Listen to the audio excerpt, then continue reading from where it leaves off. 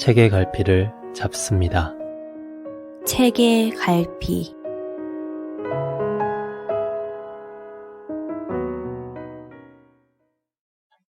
책방 올 오어 나싱과 독립출판 오디오북 립술이 함께하는 낭독극이 들어있는 책의 갈피 두 번째 시간을 맞이하게 됐습니다. 네, 박수 한번 치실까요? 네, 어색하지만 저희가 4차 산업혁명 시대에 맞게 영상통화를 사용을 해서 먼 거리에 계신 분들을 위해 이렇게 시도를 처음 해봤습니다. 오늘 이렇게 모신 작가님은 또 신춘문예 낙선집의 전혜지 작가님 모셨는데요. 네, 혹시 작가님 안녕하세요. 안녕하세요. 네, 이렇게 모시게 되는데 간단한 셀프 소개 시간이 있습니다. 저희 셀프 소개 한번 해주실 수 있을까요? 안녕하세요. 저는 신춘문예 낙선집의 전혜지라고 합니다. 저는 책을 내긴 했지만 아주 평범한 회사원이고요. 보통 희곡을 쓰고 있고 가끔 여행기도 쓰고요. 요즘은 소설 쓰기도 시도를 하고 있습니다. 네. 간단한 소개 너무 감사드립니다. 네, 조우리님, 저희 또 소개 한번 해야죠. 저희 오디오북팀 립술. 조우리님 무엇을 맡고 계십니까? 네, 저는 효과음과 네. 편집을 담당하고 있습니다. 네. 조우리입니다. 네, 감사합니다. 저는 네. 또 오디오북 팀을 이끌고 책의 갈피, 또 사회를 맡고 있는 안진영이라고 합니다. 네, 간단한 소개 마쳤고요. 저희 신춘문예 낙선집이 5편의 희곡이 들어가 있잖아요. 저희가 그 중에서 2개를 골라서, 배우들이 함께 낭독극을 해봤어요. 근데 그 낭독극을 들어보기 전에 간단한 소개만 듣고 낭독극을 들은 후에 좀 심화된 질문을 해보는 식으로 진행을 하려고 합니다. 그러면 작가님이 소개해 주시는 메이킹 콜럼바인에 대한 소개 부탁드립니다. 네. 메이킹 콜럼바인은 보통의 존재에 관한 이야기예요. 우리 대부분이 보통으로 살아가고 있는데도 우리나라에서는 그 보통을 삶의 실패라고 간주하는 경우가 좀 많아요. 그래서 특히 청소년들한테는 특별한 사람이 되기를 강요하기까지도 하는데요. 물론 큰 꿈을 꾸고 이를 위해서 노력하는 모습은 매우 훌륭하지만 그 결과가 뭐 흐지부지 될 수도 있고 이루지 못할 수도 있잖아요. 네, 그 경우가 전혀 문제되지 않는다는 것을 이야기하고 싶었습니다. 네. 너무 소개를 깔끔하게 잘해주시는데요. 저만 더듬는 것 같아요, 지금. 저희 그러면 또 립술의 장점이 배우들로 이루어져 있기 때문에 또 희곡이라는 장르에 좀 잘 맞는 것 같아요. 사전 녹음된 메이킹 콜럼바인 먼저 듣고 오시죠. 메이킹 콜럼바인. 상온.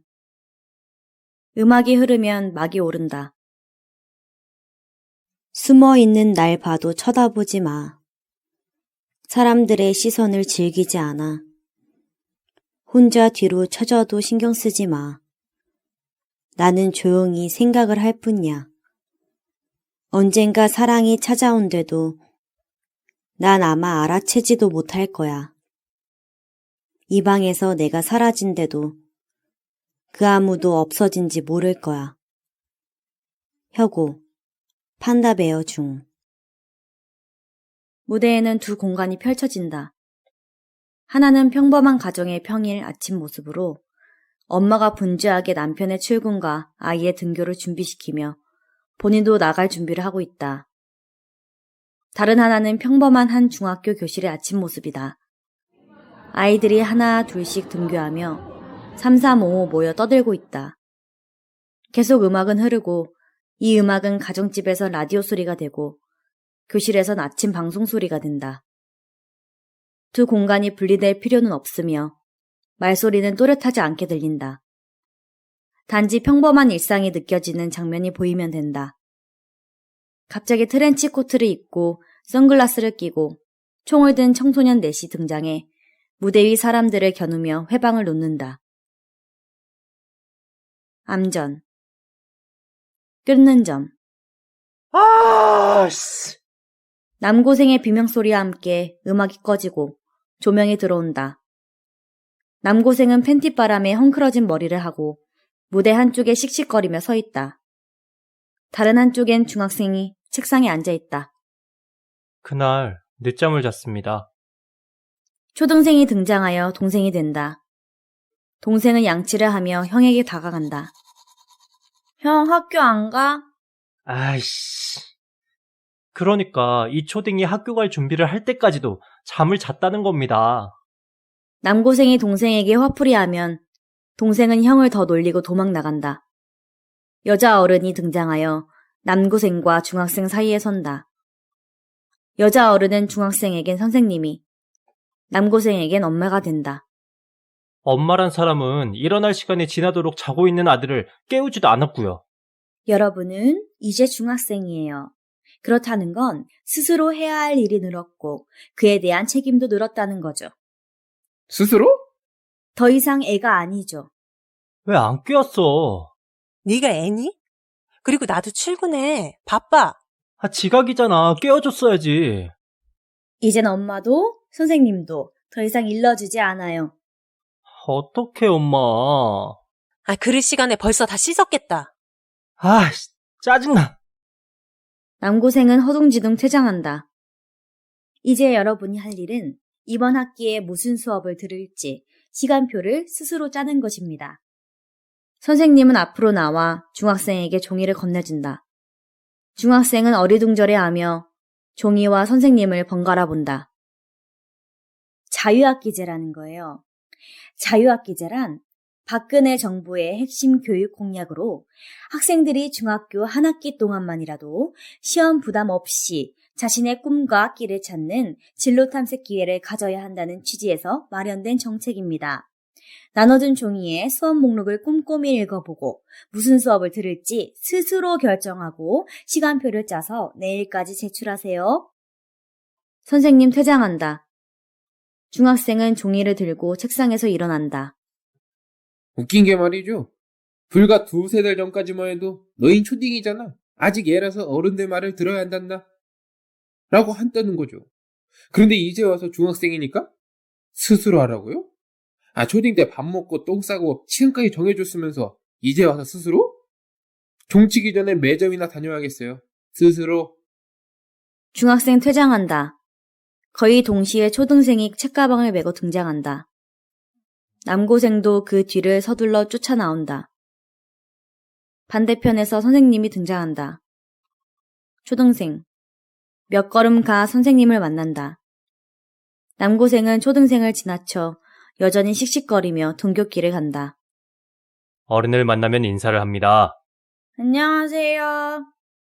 선생님은 동생에게 이런저런 규칙들을 알려준다. 자, 등교 시간은 9시까지예요. 9시면 교실에 앉아 있어야 하죠. 네. 초등생은 책상에 앉는다. 앞서가던 남고생은 등교버스가 도착한 것을 보고 달려가 버스를 잡는다. 하지만 머뭇거리다가 버스를 그냥 보낸다. 죄송합니다. 안 탈게요. 남고생은 계속해서 가던 방향으로 걷는다. 수업 시간은 40분, 쉬는 시간은 10분이에요. 선생님 쉬마려워요. 수업 시간에 화장실에 갈 수 없어요. 기다리세요. 그리고 하고 싶은 말이 있을 땐 손을 들어야죠. 초등생은 손을 들고 안달을 내지만 선생님은 못 본 척한다. 시간이 조금 지나 쉬는 시간을 알리는 종소리가 난다. 자, 이제 화장실에 가도 좋아요. 초등생이 뒤돌아 달려나가려는데 선생님이 붙든다. 복도에서는 뛰지 않아요. 그리고 복도를 지날 때는 우측 동행을 해야 해요. 자, 선생님을 따라오세요. 선생님이 천천히 사뿐사뿐 바른 걸음으로 걸어가면 초등생은 그 뒤를 괴로운 표정을 하고 따라간다. 남고생은 초등생의 뒤를 조금 떨어진 간격으로 따라 계속해 걷는다. 선생님과 초등생은 그대로 퇴장을 하고 남고생은 무대 중앙에 도착하면 멈춰선다. 이대로 학교에 안 가면? 정말 문득 든 생각입니다. 남고생은 가방을 뒤져 가지고 있는 돈을 모아본다. 12,000, 13,000. 하나, 둘, 셋. 13,600원. 13,600원. 교통카드. 남고생은 돈과 교통카드를 양손에 나눠든 채 멍하니 서 있다가 도로 가방에 넣는다. 가방 속에서 몇 가지 프린트물과 문제집을 발견한다. 곧 시험 기간인데. 제가 평소에 가출을 생각해뒀다거나 반항이 잦은 그런 날라리는 아닙니다. 보셨다시피 가방에 책도 넣어 다니고 순순히 공부하는 그런 평범한 학생이에요. 중학교 땐 성적도 꽤 좋았습니다. 부모님과 담임이 오바해서 외고에 지원했다가 떨어지긴 했지만요. 처음엔 쪽팔리고 자신감도 떨어지고 공부고 뭐고 살기 싫었는데요. 어쩌다 보니 또 그런 대로 학교를 다니고 있습니다. 어쨌든 대학은 가야 하잖아요.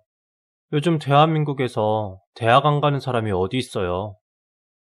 여고생이 등장하여 책상에 앉으면 수업을 알리는 종소리가 울리고 체육복을 입은 남자 어른이 등장하여 선생님이 된다.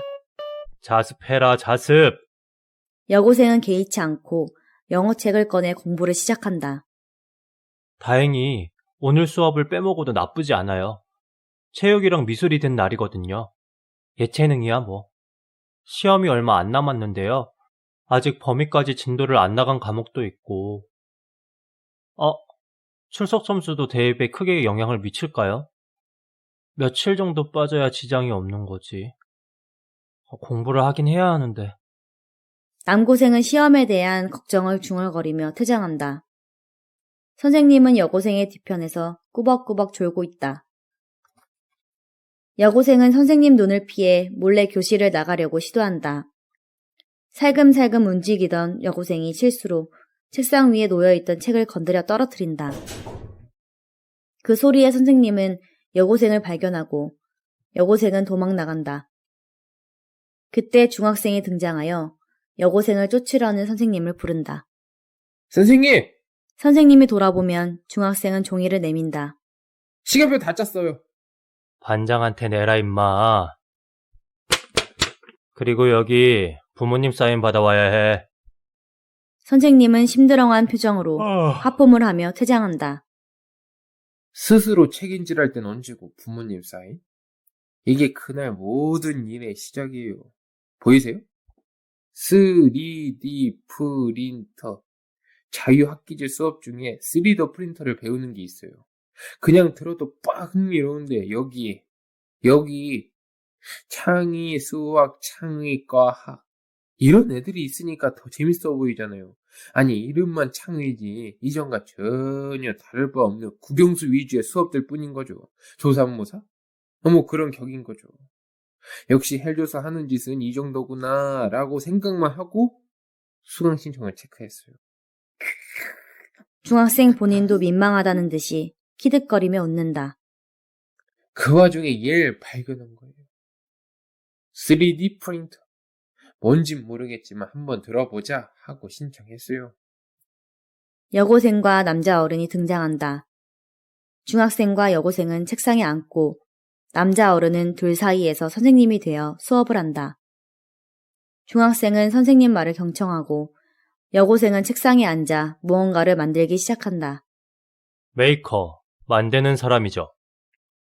여고생은 계속 물건을 떨어뜨린다든지 잘못 오린다든지 잘못 붙여 떼었다 다시 붙이기를 반복하는 등 작은 실수들을 반복한다. 간단하게 말해서 3D 프린터 같은 요즘 기술을 이용해서 만든다는 건데 예전엔 공장에서 대량으로 전문가들만 만들 수 있었던 것들을 이젠 일반인들이 취미 삼아 할 수 있다는 겁니다. 3D 프린터가 뭔데요? 3D, 즉 3차원의 결과물을 출력하는 기계로서 2D 프린터가 활자나 그림을 인쇄하듯이 컴퓨터에 3차원의 도면을 입력하면 입체 물품을 만들어주는 기계죠. 중학생은 책상에 튀어나와 관객에게 신이 나서 설명한다. 그러니까 이 기계에 원료를 넣고 제가 만들고 싶은 물건의 도면을 입력하면 그대로 만들어준다는 이거예요. 신기하죠? 현재까지 주 원료는 플라스틱이지만 섬유나 식재료도 가능해질 것으로 보고 있어요. 실제로 중국에는 왜 중국은 늘 상상 초월이잖아요. 이 프린터로 부속품을 하나하나 만들어 건물을 짓기도 했답니다. 이 3D 프린터가 주목받는 이유는 어떤 물건을 만드는 과정이 간략해진다는 점도 있지만 말이죠. 프린터 자체를 만드는 방법도 공개되어 있어서 Do it yourself, DIY가 가능하다는 것입니다. 즉, 3D 프린터를 내가 내 입맛에 맞게 만들어낼 수 있다라는 겁니다. 경이로워하며 수업을 듣던 중학생은 흥분해서 선생님 말을 끊는다. 이게 무슨 말이냐면 조금만 공부한다면 식재료를 넣어 음식을 프린트해내는 기계를 제가 만들 수 있다는 거예요. 그렇다고요. 매력이 넘치죠. 물론 지금으로서는 한 가지 재료로 한 가지만 만들어낸다는 단점이 있긴 하지만 만들고 싶은 것이 생겼어요. 이게 그날의 원인인 거죠. 3D 프린터를 공부해야겠다는 생각을 했어요. 이게 바로 꿈과 끼를 찾으라는 자유학기제라는 거예요. 숙제가 있어요. 여고생과 중학생은 선생님에게 집중한다. 다음 주까지 뭘 만들어 올지 정해오는 겁니다. 네, 중학생 퇴장한다. 조별 과제예요.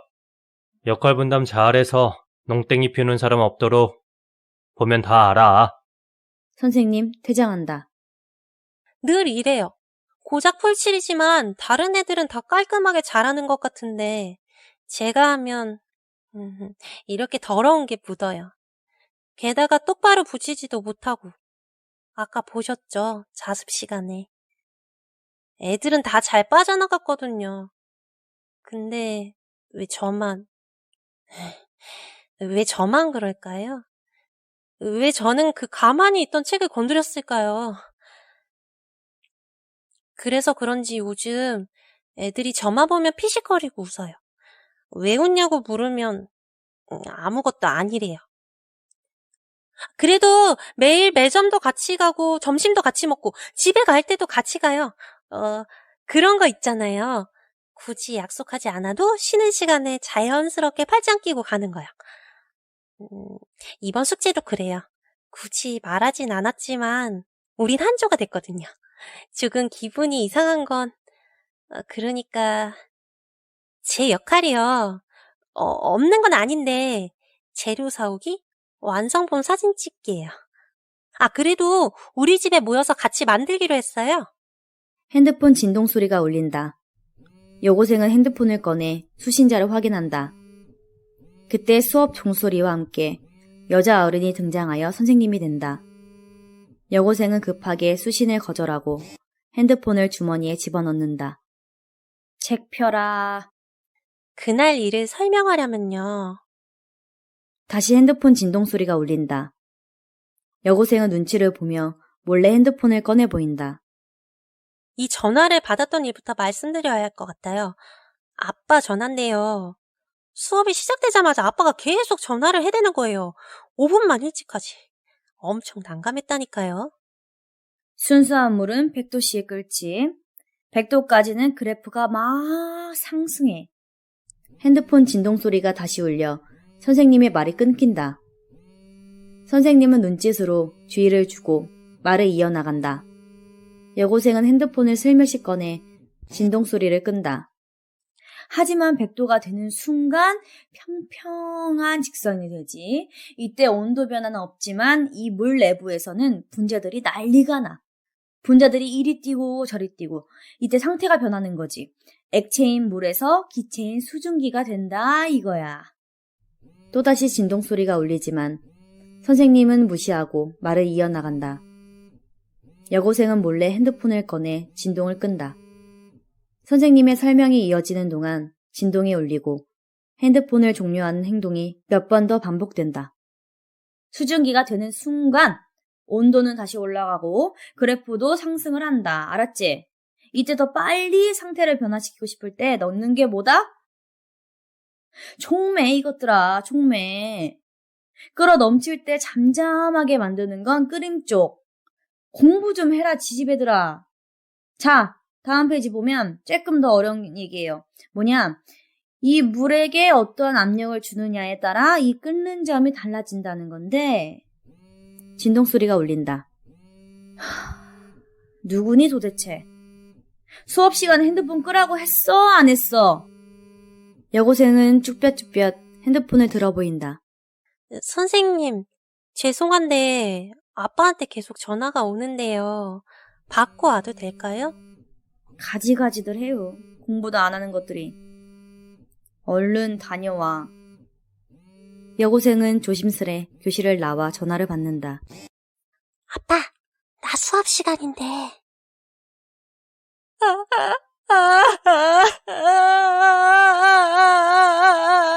여고생은 난데없이 주저앉아 큰 소리로 울어버린다. 이 소리에 선생님이던 여자 어른과 남자 어른이 달려나온다. 여고생은 무대 한가운데 주저앉아 계속해서 정신없이 운다. 여자 어른은 엄마가, 남자 어른은 아빠가 되고 장소는 장례식장이 된다. 엄마는 넋을 놓고 동생의 영정사진을 끌어안고 앉아있고 아빠는 그 옆에 서서 문상객을 맞이하고 있다. 한참 울던 여고생은 울다 지쳐 픽 쓰러진다. 동생이 죽었어요. 동생이 죽었다는 아빠에 전화했던 거예요. 죽었다는 세 글자가 제 대뇌에 입력되기도 전에 비명과 눈물부터 났어요. 무조건 반사 뭐 그런 거 있잖아요. 그 이후로는 잘 기억이 안 나요. 정신을 차려보니 장례식장이었어요. 여고생은 일어나 아빠 옆에서 같이 문상객을 맞이한다. 남고생이 등장하여 장례식장을 슬그머니 지나간다. 동생은 학교에서 놀다가 난간에서 떨어져서 머리통이 깨졌대요. 높지는 않았는데 계단 모서리에 머리를 박는 바람에 죽었대요. 제가 죽으면 어떻게 될까요? 그러니까 내가 사라지면 엄마 아빠는 슬퍼하겠죠? 엄마는 거의 정신을 잃었고 아빠 혼자 입술이 찢어져라 깨물고 고군분투 중이었어요. 엄마의 울음소리가 커지다가 정신을 잃고 기절한다. 아빠가 그런 엄마를 다급히 안고 퇴장한다. 여고생은 그 뒤를 따라 나서다 무대 중앙에 오면 멈춰선다. 친구들은 과연 슬퍼할까요? 너무 고맙게도 반 친구들과 선생님이 조문을 와주었어요. 오후 수업을 빼고. 시험이 얼마 안 남았는데도 말이에요. 아, 그런데 김선영이랑 박진주를 못 봤어요. 왜 그 절 보면 피식거리고 웃는다는 애들이요. 아니, 부모님이나 애들이나 슬퍼한다기보다 미안해했으면 좋겠어요. 오늘 아침에 날 깨우지 않았던 것부터. 아니, 근데 미안해하면? 학교에서 저랑 붙어 다녔던 애들인데 분명 반 애들 다 같이 왔다고 들었거든요. 그래도 시간은 가고, 내일 아침이 오고, 동생은 또 학교에 가고, 친구들은 수업을 듣고 급식을 먹겠죠. 제가 못 본 거겠죠? 정신이 없었으니까요. 여고생 퇴장한다. 그쯤에서 제가 필요하다고 느낄까요? 점심시간에 축구할 때마다 미드필더는 제 몫이었으니까요. 그럼 정말 내가 오늘을 살 이유는 뭐죠? 진짜 죽어볼까? 언젠가 읽은 책에서처럼 한번 죽어봤으면 좋겠어요. 누가 울고, 누가 웃는지, 누가 날 기억해 줄는지 한번 지켜봤으면 좋겠어요. 총매. 말을 마친 남고생은 계속해서 걷는다. 다른 방향에서 여고생과 중학생이 등장한다. 셋은 한 무대에 있으나 각자 다른 공간이다. 어디 갈까? 집을 나간다면 어딜 가야 할까요? 1시간만 때우면 아빠 나가신대. 그때 들어가서 숙제하자. 미안해. 아빠가 계실 줄 몰랐어. PC방이라도 갈까? 잠은 어디서 자야 하는 거지? PC방도 밤엔 쫓겨나는데. 게임 한판 하고 오자. 가서 어제 방송 영상이나 좀 보고. 아, 맞다. 오빠들 팬미팅 티켓 구했어? 정말 가출을 해볼까요? 조금 무섭긴 한데. 남고생은 허기를 느껴 배를 부여잡고 휴대폰을 꺼내 시간을 확인한다. 아니, 우린 학생인데 12시에 오픈하면 티켓을 어떻게 구하라는 거야. 너무하지 않냐? 어쩐지. 곧 점심시간이네요. 지금이면 제가 학교에 안 갔다는 걸 엄마도 알지 않았을까요? 어? 니네 그 아이템 어떻게 구했냐? 그거 길드원 이벤트에서 줬던 한정판이잖아. 구했다고? 티켓팅 날 내 동생 너희 조문 온 날이었는데? 나는! 문자 한 통 없네요. 암전. 끄림 쪽. 조명이 켜지면 초등생, 중학생, 남고생, 여고생 4명이 검은 트렌치코트에 선글라스를 쓰고 나란히 서 있다. 넷은 대화인 듯 아닌 듯 각자 이야기한다. 총을 만들 거예요. 3D 프린터 수업 숙제로 총을 만들 거예요. 나를 화나게 했던 모든 일을 쏠 겁니다. 김선영이랑 초등생은 총에 맞아 쓰러진다. 헤드샷! 박진주랑 중학생도 총에 맞아 쓰러진다. 그리고 내가 죽으려고요. 여고생은 자기 머리에 총구를 겨누고 죽는 신용을 한다. 그런데 얘는 죽으면 끝이잖아. 총에 맞으면 즉사일 테니까. 고통도 못 느끼겠지? 단번에 죽으니 나에 대한 미안함이나 죄책감을 느낄 틈도 없이 끝날 거야. 초등생과 중학생, 여고생은 선글라스를 벗는다. 이건 복수가 아니야. 내가 느낀 만큼 괴로워해야 하는데 말이야. 남고생도 선글라스를 벗는다. 그 애들의 동생을 죽여야 할까? 중학생이 초등생에게 총을 쏜다. 초등생이 남고생에게 안기듯 쓰러지면 남고생은 부축하여 일으켜준다. 농락당한 내 동생처럼 나의 이 분노를 느낄 수 있게 내가 죽는 꼴을 보여주면 좋을 텐데. 내가 먼저 죽어? 초등생이 총구를 입에 넣어 자살하는 신용을 하고 쓰러진다. 중학생이 그 곁에 다가가 방송기자 흉내를 낸다. 어제 11시경 서울 한 초등학교에서 총기 자살 사건이 일어났습니다. 죽은 학생은 이모군으로 친구들의 모두 보는 앞에서 자신의 머리를 쏘았다고 합니다.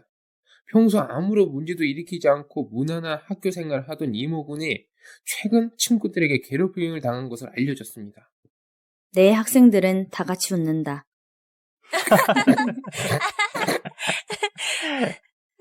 무고하고 순진한 학생 하다가 고약한 친구 때문에 자살한 꼴이 될 테고. 그 새끼들은 평생을 내게 미안해하며 살겠지? 그 꼴을 내가 볼 수는 없으려나? 꽤 유쾌할 것 같은데. 중학생이 코트를 풀어 헤친다. 아니 그 꼴 못 보면 내가 죽는 게 의미가 없잖아. 내 손해야. 초등생도 코트를 벗기 시작한다. 일단 누구든지 죽지 않는 편이 낫겠어. 여고생도 코트를 벗는다. 살아서 복수하는 방법이 뭐가 좋을까? 그럼 총 안 만들어? 일단 숙제는 해가야 하는데. 이 숙제는 수행평가 점수에 들어간다고 했어. 3D 프린터로 뭘 만들지? 그 애들의 저주 인형을 만들어 볼까? 하지만 난 그림을 못 그리니까. 게다가 재료도 플라스틱뿐이야. 노란색 플라스틱. 노란색이니까 바나나 이런 거 만들어 볼까? 은행잎? 노란 달걀? 남고생도 코트를 벗는다. 그런 거 다른 애들도 만들걸. 코트를 벗은 중학생과 남고생, 여고생은 교복 차림을 하고 있고 초등생은 태권도복을 입고 있다. 4명은 벗어 던진 코트와 선글라스를 조용히, 조심스럽게 챙겨둔다. 학원 차 올 시간이다. 초등생은 달려서 퇴장한다. 아빠 나가셨겠다. 이제 들어가서 숙제하자. 여고생 퇴장한다. 헤드샷! 오늘 내 킬데스 봤지? 쩔지? 야, 떡볶이 먹으러 가자. 중학생 퇴장한다. 혼자 남은 남고생은 가방에 코트와 선글라스를 집어넣고 몇 걸음 걷다 학교에 도착한다. 수업을 알리는 종소리가 울린다. 남고생은 시간을 확인한다. 6교시. 수학인데? 남고생은 허겁지겁 달려 퇴장한다. 불이 꺼지고 어둠 속에서 음악이 흐른다. 숨어있는 날 봐도 쳐다보지 마. 사람들의 시선을 즐기지 않아. 혼자 뒤로 처져도 신경 쓰지 마. 나는 조용히 생각을 할 뿐이야. 언젠가 사랑이 찾아온데도 난 아마 알아채지도 못할 거야. 이 방에서 내가 사라진데도 그 아무도 없어진지 모를 거야. 혁오, 판다베어 중. 네. 잘 네. 들어고 왔는데요. 네, 이제 메이킹 컬럼바인 들어봤으니까 거기에 관한 질문, 좀 심도 있는 질문을 해보려고 합니다. 질문은 저희 조우리님께서 해주시는데요. 네. 부탁드립니다. 네, 그 제목에도 나와 있지만, 그 99년도에 있었던 콜럼바인 고등학교 총기 난사 사건을 배경으로 쓰신 것 같은데, 그 사건을 가지고 글을 쓰시게 된 이유가 있으신지 궁금합니다. 네. 콜럼바인 사건은 미리 알고 있었는데요. 그 사건 자체가 이 글을 쓰게 된 계기가 된 건 아니었어요. 이 글을 쓰게 된 계기는 제 학교 선배 하나가 학생들을 가르치는 일을 하는데 언젠가 일을 하고 와서 굉장히 스트레스 받은 상태에서 만약 우리나라가 총기 소지가 됐으면 애들 다 쏴 죽였어 라는 표현을 하시더라고요. 분노의 표현이었는데 그 표현이 굉장히 재밌었고 네, 그때 마침 제가 안톤 체홉의 복수자라는 단편 소설을 읽었어요. 근데 그 복수자가 아내의 외도 현장을 목격한 주인공이 그 둘을 죽이기 위해서 총을 사러 가요. 근데 그 총을 사기 전에 내가 이 총을 쏴서 죽인다면 하고 상상을 계속 반복하면서 결국에는 죽기로 한 결심도 무산시키고 필요도 없는 그물망만 하나 사가지고 나오게 되거든요. 그래서 이 두 가지와 아까 말씀드렸던 그 주제가 곁들여져서 아주 거창한 상상을 하더라도 결국 해내지 못하는 게 보통의 우리였지라는 생각이 들더라고요. 그래서 이거를 청소년들을 데리고 비슷한 이야기를 한번 써보자 하고 쓰게 되었어요. 근데 제목을 결정한 거는 청소년이고 총기고 하다 보니까 콜럼바인이라는 사건이 떠올라서 연결짓게 되었습니다. 네. 그 희곡 안에서도 네. 보면 막 상상만 하다가 결국 일상으로 돌아가는 형식으로 네. 되어 있잖아요. 그러면 그 일상으로 돌아가는 것을 통해서 작가님이 이야기하고 싶었던 바는 무엇인지 갑자기 궁금해졌거든요. 이걸 쓴 시기는 이미 제가 청소년을 끝낸 시기잖아요. 네. 청소년 때를 돌이켜보면은 저도 굉장히 많은 꿈을 꿨고 더 큰 사람이 될 수 있을 줄 알았지만 현실을 보니까 굉장히 평범하게 살고 있었어요. 근데 그거에 좌절을 하기도 했는데 돌이켜보면은 세상의 대부분이 그렇게 살고 있는 거잖아요. 그리고 전혀 큰 문제가 아니었고 그러니까 그 꿈을 꾸는 그 당시도 물론 굉장히 중요하지만은 그게 좌절됐다고 해서 또 낙심할 필요는 없다라는 생각에 보통이어도 괜찮다 이런 느낌인 그쵸. 건가요? 네. 네. 그 희곡을 또 보면 되게 각자의 공간에서 이야기를 많이 하잖아요. 네. 그것도 의도된 바가 있으신가요? 이게 4명의 학생인데 한 명의 학생으로 보여도 괜찮다고 생각을 했어요. 그래서 이름도 주어지지 않았고 그리고 또 공간이 다른 듯 하지만 또 한 공간에 있는 것처럼 보이고 그들이 따로 다른 상황에 처해 있는 것 같지만 어쩌면 대화처럼 보이기도 하고 그래서 이게 모두 한 사람이 겪는 이야기처럼 보이게 하고 싶었어요. 너무 설명 감사합니다. 또 방송을 들으시는 분도 이해가 더 쏙쏙 됐을 거라는 생각이 들고요. 네, 아무래도 저희가 이거를 표현하다 보니까 그 공간에 대한 표현을 오디오로 하려고 하다 보니까 조금 미흡한 점이 있었는데 그 부분은 좀 양해 부탁드립니다. 메이킹 컬럼바인이 낭독극이 좀 길기 때문에 저희 또 전혜지 작가님의 디테일한 이야기는 2부에서 더 듣는 걸로 하고요. 저희 1부는 이렇게 마치겠습니다. 책의 갈피를 접습니다. 책의 갈피